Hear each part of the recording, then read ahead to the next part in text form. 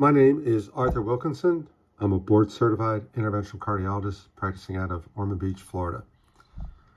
In 2005, I invented a groundbreaking atrial fibrillation ablation device that I would like to introduce to you with the following slide presentation.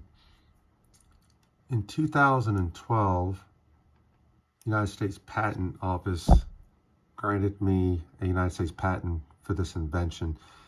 At the time, my name was Arthur Crossman. I subsequently changed it back to Arthur Wilkinson, my birth name. It's also very important to know that due to delays, this patent is extended until February 8th, 2030. In November of 2023, my partner, Larry Moskowitz, and myself started our company, Precision Line, based on this invention. In the following slides, I'm going to illustrate to you why I think this device will be superior to any device on the market in terms of procedural success, safety, and speed for atrial fibrillation ablation. This is a slide just briefly going over the inspiration for the idea and a company overview. The next set of slides will illustrate how the invention works. In the first slide, we see a guide catheter crossing the atrial septum. From the guide catheter, there's a guide wire that is placed in the pulmonary vein.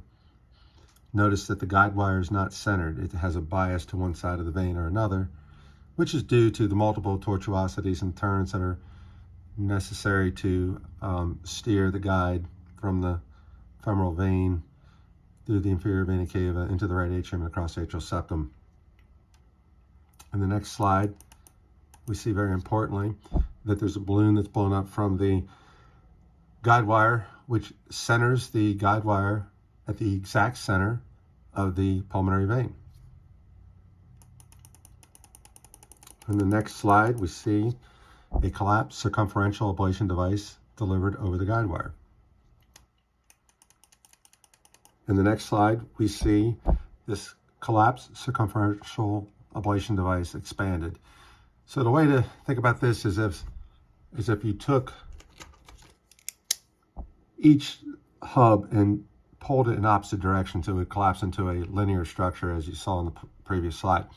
When you push the hubs together, it recreates the bike wheel structure, and you have a continuous circumferential ablation surface, just like the rim of a bike wheel. And also, again, very importantly, as the ablation device is positioned with the guide wire, and the guide wire is perfectly centered by the centering balloon, now the circumferential ablation device will have the exact center of the pulmonary vein as its center. Also, if you use these spokes as a radius, we can make this circumference any distance x from the os of the pulmonary vein, thus ensuring that we're not contacting the pulmonary vein os with any ablation energy, lowering the risk for pulmonary vein stenosis. In the next slide, we see that the ablation device is now pushed up against atrial tissue. Also importantly, not only is this balloon acting as a centering device, it's also acting as an anchoring device. So in addition to being able to push this ablation device against the surface of the left atrium, the anchoring properties of the balloon enable a pulling mechanism to also further optimize atrial tissue contact with the ablation surface of the circumference of this ablation device. The following set of slides, I'll compare and contrast our device, our Precision Line device versus FARAPULSE. You see in both slides that a guide is across the atrial septum. The guide wire is placed into the pulmonary vein. However, in contrast, in the Precision Line device, because of the centering balloon, the guide wire is in the exact center of the pulmonary vein os, And in the FARAPulse device, it's impossible to put the guide wire into the exact center, as the wire will inevitably bias to one side of the vein or the other. We also see that the circumferential ablation device is in the collapsed state in this slide. In the next slide, we see that the collapsed circumferential ablation device is now expanded into the circumferential position. Again, the contrast, in the precision line device, there is a continuous ablation surface. There are no gaps. In the FARAPulse device, there are gaps in between the ablation surface.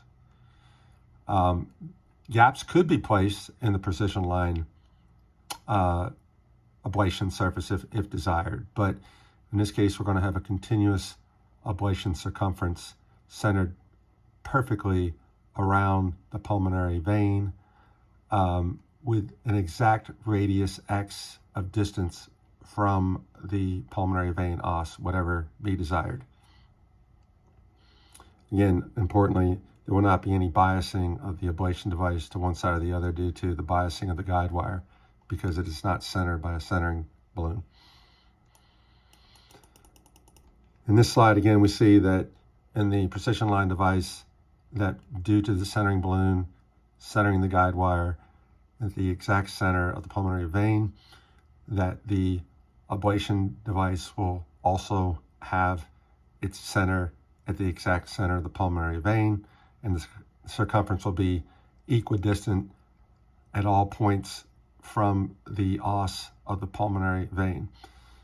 As opposed to the FARAPulse device, due to the wire being biased to one side or the other, we see that there's an asymmetric distribution of the ablation surface biasing toward one side of the pulmonary vein, or in this case, it appears to be a greater distance from the os of the pulmonary vein, where in this view we can see it's actually touching the pulmonary vein os, again due to wire biasing.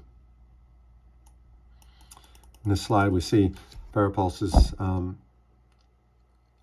results published in the New England Journal of Medicine, which showed faster, safer, and non-inferior results compared to current state-of-the-art ablation techniques. Finally, in our last slide,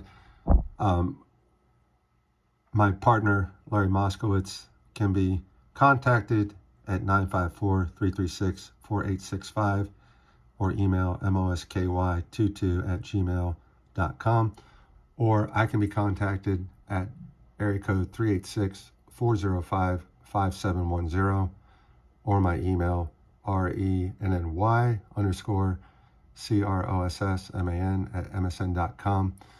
If there are any questions or any inquiries for further discussion, please feel free to contact myself or my partner, Larry Moskowitz. We certainly would entertain any offers for sale or licensing of this company. Thank you for your time and attention to this presentation.